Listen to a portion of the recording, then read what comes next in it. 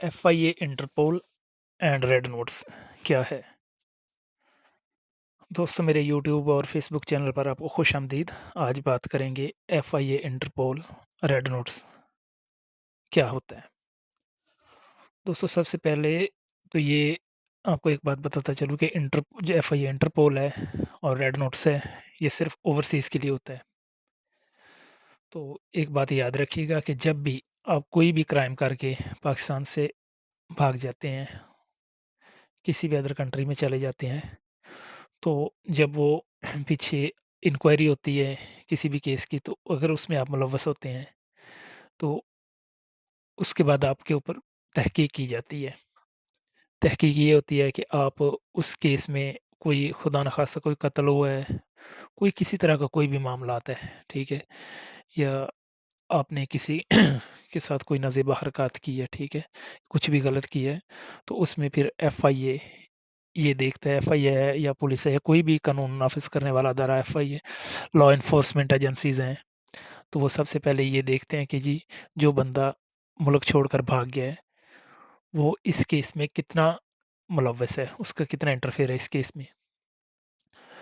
उसके बाद क्या होता है कि अगर 99.9 भी अगर आप उस केस में मुलव्वस होते हैं, तो आपके लिए रेड नोटिस जो है वो जारी नहीं होता। जब तक आप 100% उस केस में इन्वॉल्व नहीं होते, तब तक आपके लिए रेड नोटिस जो है वो जारी नहीं करते। रेड नोटिस से क्या मुराद है?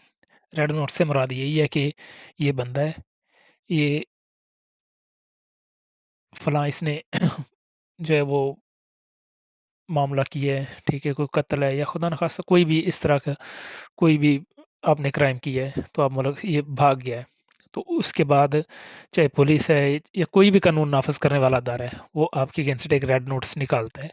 वो रेड नोटिस एफआईए, इंटरपोल को दे देता है। FIA, federal investigation authority, Interpol, उनको दे देता है। तो उसके बाद आप जहाँ भी होते हैं, जिस कंट्री में होते हैं, ठीक है? क्योंकि आपको शायद पता होगा कि पूरी दुनिया में ये जो है वो रूल्स रेगुलेशन हर जगह पे, हर दुनिया की हर कंट्री में ये रूल्स रेगुलेशन है कि कोई भी बंदा क्राइम करके अगर दूसरे मुल्क में भाग जाता है, तो अगर उसके अगेंस्ट जो है वो क्राइम साबित हो जाता है, तो वो जो जिस कंट्री में गया हुआ है, वहाँ का कानून जो है, वो उसे अरेस्ट करके एफआईए, इंटरपोल को या कोई भी अदर कंट्री हो, ठीक है?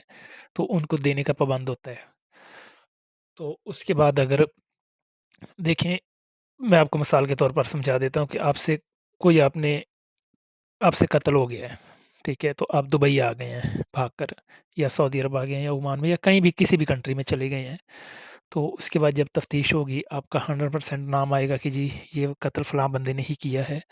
तो उसके बाद वो पुलिस रेड नोट्स निकाल कर एफआईए को देगी, एफआईए आगे अपना अदारा इंटरपोल है, इंटरपोल को दे देगी। इंटरपोल वो दूसरी कंट्री में आ जाएगा, ठीक है? जहाँ पे भी आप वो फिर आपके पासपोर्ट की या सीएनआईसी के अगेंस्ट वो डाटा निकालेंगे, ये बंदा कब, किस डेट को, किस एयरपोर्ट से किस कंट्री में गया है। तो वो उसी कंट्री में चले जाएँगे, तो वहाँ पे जो उनकी वज़ारत-उद-दाखिलिया है, ठीक है? फॉरेन मिनिस्टर है, उनके ऑफ़िस जाएँगे, तो वहाँ पे जाकर एक एप्लीकेशन देते हैं कि जी, ये बंदा है, ये हमारे मुल्क में क्राइम करके आपके मुल्क में इसने पनाह ली हुई है, लिहाज़ा ये बंदा हमें वापस चाहिए।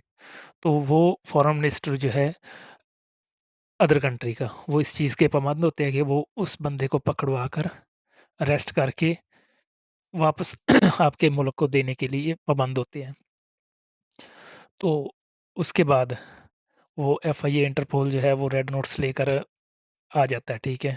फॉर एग्ज़ाम्पल दुबई में लगा लें, दुबई में आ जाता है, दुबई में अबू धाबी जाएँगे तो वहाँ पे उनके फॉरेन मिनिस्टर से बात होगी, तो वो दे देंगे। तो वो वहाँ की जो मुकामी पुलिस है, वो वहाँ आपको ट्रेस करने में, ट्रेस तो आपको पता है कि ये कंट्री यहाँ पे कैसे होता है, ठीक है?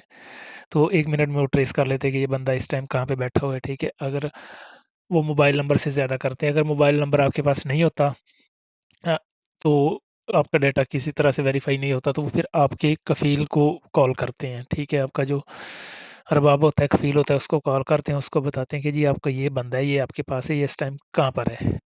तो ये बंदा हमें चाहिए, लेकिन आपने इस बंदे को बताना नहीं है, ठीक है?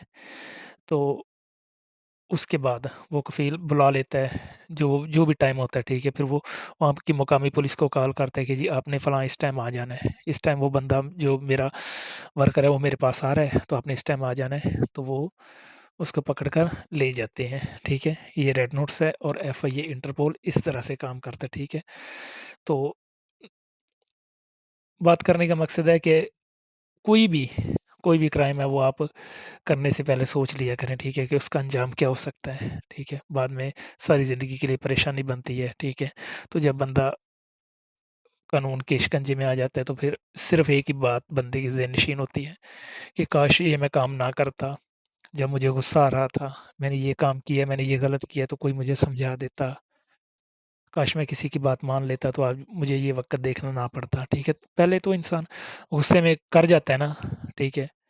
तो देखिए अगर आप किसी भी अदर कंट्री में आपने कितना पैसा लगाया, ठीक है? तो क्या-क्या अपने पापड़ बेले होते हैं। तो फिर यहाँ से वापस जाते हैं तो आपको पता नहीं होता कि एफआईआर आपको ले जाकर कहाँ पे छुपा देता है, ठीक है?